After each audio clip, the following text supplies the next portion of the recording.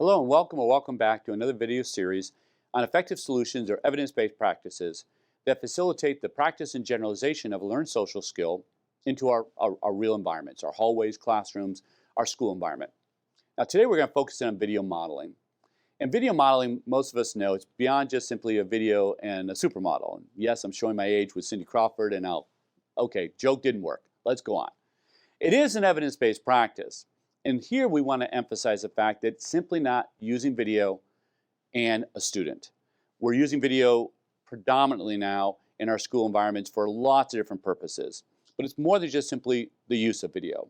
And what we're going to try to do here is we're going to try to emphasize the fact that when the student watches a video model, there's a number of different components in place. To begin with, there are basically 4 different types of video modeling. Now, regardless of the 4 types, what we're trying to do is we're trying to target the behavior. In this instance, we're trying to target the social skill. We're trying to exhibit, illustrate it in a fashion that facilitates an understanding. And of course, by watching it, the student has an opportunity to watch, rewind to a point of competency. So as I mentioned, there are 4 types. So we're going to go over these 4, and then we're going to go over some simple steps to facilitate the implementation of video modeling. So number one is basic video modeling. It involves the fact that we're going to have a subject, we're going to target the skill, we're going to focus in on what the individual is supposed to be watching, we're going to declutter any of the additional noise or additional variables or anything that's not relevant to the social skill. We're going to try to minimize, and we're going to go from there. The student will watch that basic video, they'll learn from the targeted skill, they'll see what's actually the behavior that's supposed to be modeled, the social skill is supposed to be modeled, and then they'll be able to apply it. So we're taking the skill, we're taking the video, we're taking the environment, we're putting it all together, and then the video can watch, rewind at their leisure. Number two is a little bit more involved and potentially has benefits depending upon your user, and that is the self-modeling. So instead of a video where I watch someone else, I'm actually going to be part of creating this video. I, the individual, is having the social skill deficit, and then I'm going to watch myself after this has been created from a self-modeling perspective. Now there's some advantages here. So of course, advantages to watch the model, but number one, if the skill is something I'm still not proficient with, let's say I've learned it through the voice app, but there's still a need for some practicing here, which of course this is what we're trying to focus in on. This is where an opportunity where as I'm self-modeling it in the video, the teacher can actually teach it to me and break it down and target it. And the beauty here is the fact that it gives me a chance to review. It gives me a chance to have it modeled. It gives me a chance to practice it and a number of other things for a skill that I'm just not as proficient with as I'd like to. So it's a bit of a twofer. I develop an understanding through the creation of the video model and then of course get to watch it later on. Now, if I'm proficient with the skill, it gives me a chance to practice one more time. Or actually multiple times as I'm creating the video, and then of course I have the video to watch after the fact. So self-modeling has a lot of benefit here. So number three is all about video prompting. Now in this instance, video prompting is what it is. It basically allows for something that has maybe a number of steps, a number of sequences, where we need to break it down. Video prompting is awesome for that. Now video prompting has its role in the video modeling element here.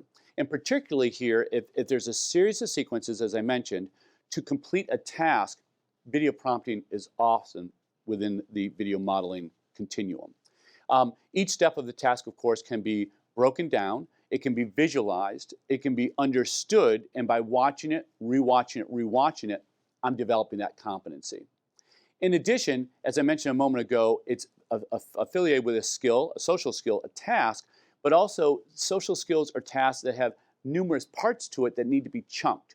That's where the prompting is prime for video modeling. In addition, finally, is I get to watch the clip, I get to practice it, watch the clip, practice it in the actual sequential steps, which again assists in the prompting. In this instance, I could have someone with me guiding me through that to further model, further coach as I go along learning that social skill for that practice and generalization. And number 4, the final one here, is a point of view.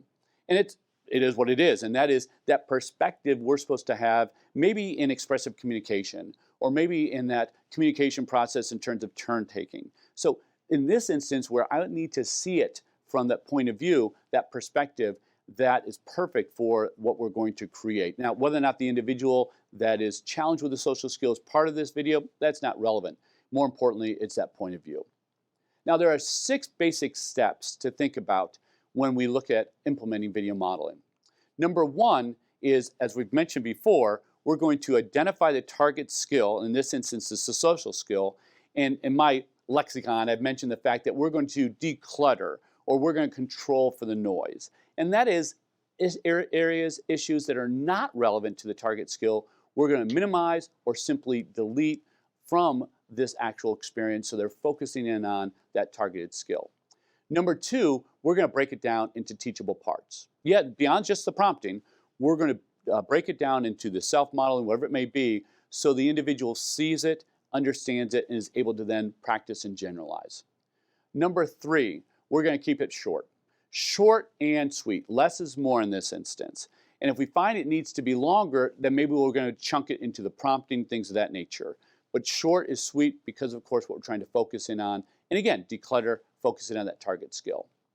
Number 4, we're going to record the video in the actual setting. Make it authentic, make it real. So, of course, we're not having to ask the student to generalize. If it's in the hallway, let's use their hallway. If in the classroom, let's use that classroom. If it's in the cafeteria, let's use the part of the cafeteria where the student is going to be interacting in. Number 5, we're going to edit the video. This is big. This should be 5A, B, and C. And that is, it's almost impossible to capture the video the way we want it the first time, particularly decluttering the noise and other things and targeting that skill. Now, I'm here in Kansas, and anything outdoors is going to have wind. And so just editing for that noise so we can target in on the audio is necessary. So we need to find the right editing software, and we need to edit down to make certain that video is facilitating and illustrating what we want. And then finally, we're going to present the task. With the video modeling, we're going to present it, make certain that they're understanding of it, and then they're able to practice and generalize.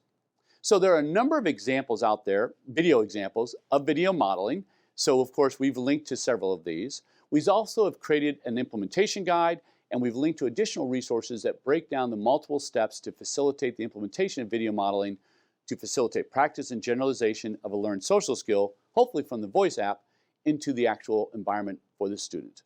Hope this has been helpful, and come on back for more of these solutions that are evidence-based to facilitate practice and generalization of learned social skills.